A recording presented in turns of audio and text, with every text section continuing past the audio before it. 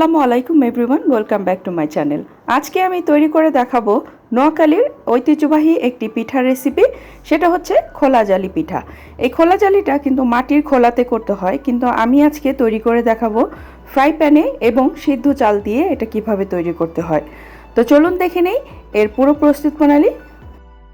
প্রথমেই আমি এখানে 1.5 কাপ পরিমাণ যে ভাত খাই সেই চাল, যে কোনো চালই আপনারা নিতে পারেন, মানে সেদ্ধ চালটা আপনারা নিয়ে নেবেন। তো এটা আমি দিয়ে এখন আমি এটার মধ্যে পর্যাপ্ত পরিমাণ পানি দিয়ে এটাকে আমি ওভারনাইট, অথবা আপনাদের হাতে কম সময় থাকলে 5 থেকে 6 ঘন্টা এটাকে ভিজিয়ে রেখে তারপর এটাকে ব্লেন্ড করতে পারেন। তো ফিরে এলাম আমি ওভারনাইট এটা ভিজিয়ে রাখার পর। এই যে দেখুন, আমি এটাকে একদম স্ট্রেন করে নিয়েছি পানিগুলো। এখন একটা ব্লেন্ডারের মধ্যে আমি সবগুলো চাল এভাবে দিয়ে দিচ্ছি এবং স্বাদ অনুপাতে এখানে আমি লবণ অ্যাড করে দিলাম। দেওয়ার পরে এখানে আমি 1 কাপ পরিমাণ পানি নিয়েছি, তবে আমি পুরো পানিটা দিচ্ছি না। এখানে আমি 3/4 কাপের মতো দিয়ে দিচ্ছি। তারপর আমি এটাকে ব্লেন্ড করে নিব, একদমই স্মুথ করে আমাদের এইটাকে ব্লেন্ড করতে হবে। এটাকে খুব স্মুথলি ব্লেন্ড করে নিয়েছি। ঠিক এরকম একটা ঘনত্ব এখন তৈরি হয়েছে। এখন আমি এই পর্যায়ে এটার সাথে মিশিয়ে দিব 2টা ডিম। তো এটাকে আমি এখন দেখুন 2টো ডিম এখানে অ্যাড করে দিচ্ছি। ডিম দুটো দিয়ে আমি এরকম একটা হ্যান্ড হুইস্কের মাধ্যমে সুন্দর করে এটাকে আমি একটু বিট করে নিচ্ছি।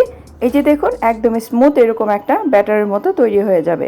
তারপরেও আমার কাছে ব্যাটারটা একটু ঘন লাগছে, সেই জন্য আমি এখানে 2 টেবিল চামচের মতো আর একটু পানি এখানে অ্যাড করে আমি একটা তরল বেস তৈরি করে নিলাম। এখন আমি একটা ফ্রাই প্যানের মধ্যে এই ব্যাটারটাকে আমি দিব।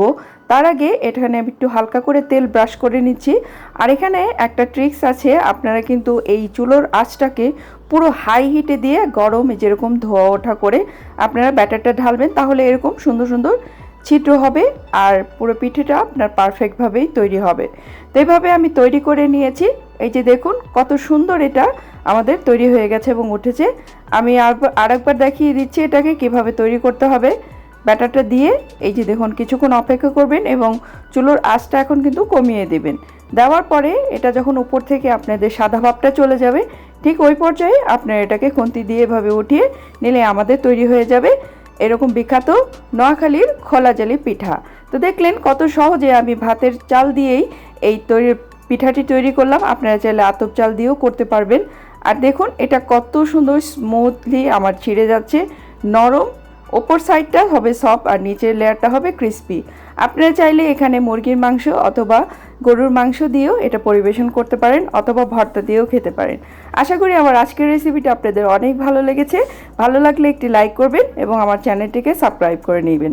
দেখা হচ্ছে নেক্সট ভিডিওতে। সে পর্যন্ত সবাই ভালো থাকুন। আল্লাহ হাফেজ।